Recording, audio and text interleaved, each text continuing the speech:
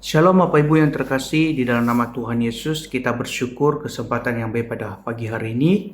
Mari saya mengajak saudara kita untuk membuka kitab kita baca bagian firman Tuhan di dalam 2 Raja-Raja pasal 6 ayat 1 sampai ke 7 dengan judul perikop kapak timbul mengapung. Pada suatu hari berkatalah rombongan Nabi kepada Elisa, "Cobalah lihat, tempat tinggal kami di dekatmu ini adalah terlalu sesak bagi kami. Baiklah kami pergi ke sungai Yordan dan masing-masing mengambil satu balok dari sana, supaya kami membuat tempat tinggal untuk kami." Jawab Elisa, "Pergilah." Lalu berkatalah seorang, "Silakan ikutlah dengan hamba-hambamu ini." Jawabnya, "Baik, aku akan ikut." Maka ikutlah ia dengan mereka. Setelah mereka sampai di sungai Yordan, mereka pun menebang pohon-pohon. Dan terjadilah ketika seorang sedang menumbangkan sebatang pohon, jatuhlah mata kapaknya ke dalam air, lalu berteriak-teriaklah ia, "Wahai tuanku, itu barang pinjaman." Tetapi berkatalah abdi Allah, "Kemana jatuhnya?" Lalu orang itu menunjukkan tempat itu kepadanya.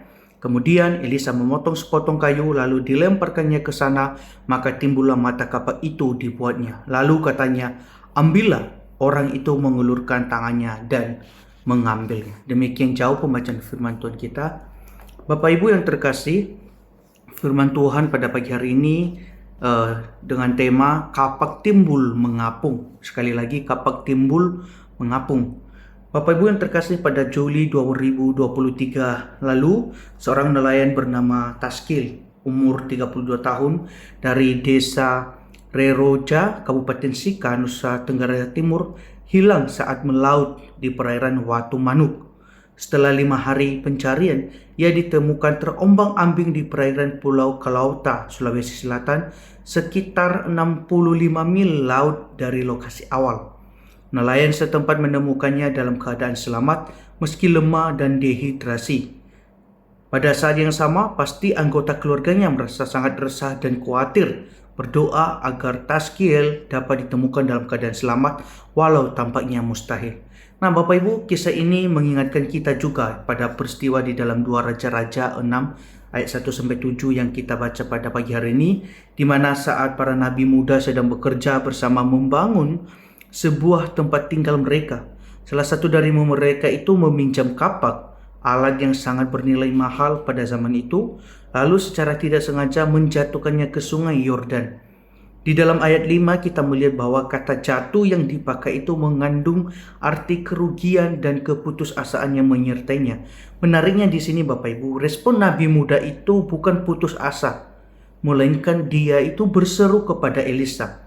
Lalu Elisa dengan hikmat dan kuasa dari Tuhan melemparkan sepotong kayu, dan kapak besi itu pun mengapung, sesuatu yang mustahil secara hukum alam. Yang menarik, kata kayu dalam ayat ini ada dalam bahasa aslinya di bagian Alkitab yang lain menjadi lambang kehidupan dan pemulihan. Nah, mukjizat ini Bapak Ibu menyampaikan pesan penting, yaitu Tuhan itu begitu peduli pada hal kecil yang penting bagi kita. Kapak itu bukan hanya alat kerja, tetapi juga simbol tanggung jawab, kepercayaan, dan keterbatasan kita sebagai manusia. Apabila Tuhan rela melakukan mukjizat demi mengembalikan sebuah kapak, bukankah itu berarti tidak ada pergumulan hidup yang terlalu sepele baginya?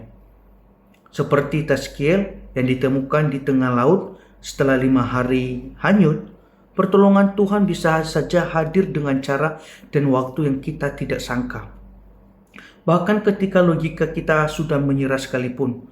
Jadi Bapak Ibu, jangan meremehkan pergumulan diri sendiri maupun orang lain. Kenapa? Sebab Allah yang besar itu tidak hanya bekerja di dalam perkara yang besar, tetapi juga hadir dalam perkara kecil dan sederhana yang sedang kita hadapi setiap hari. Demikian jauh pembacaan firman Tuhan kita dan perenungan firman Tuhan kita pada pagi hari ini. Mari saya mengajak setiap kita untuk berdoa. Mari kita berdoa. Tuhan, kami bersyukur atas segala penyertaan-Mu di sepanjang kehidupan kami. Pada pagi hari ini kami diberi kesempatan untuk bisa saat teduh, dan kiranya apa yang boleh kami renungkan pada pagi hari ini kiranya benar-benar memberkati setiap kami, kiranya benar-benar mengingatkan hati setiap kami. Tuhan, tolonglah kami agar kami semakin bisa melakukan apa yang Engkau kehendaki di dalam hidup kami. Dan kami serahkan segala aktivitas kami sepanjang hari ini di dalam tangan-Mu, Tuhan yang menolong, Tuhan yang menyertai setiap kami. Kami berdoa di dalam nama Tuhan Yesus, kami berdoa dan bersyukur. Amin.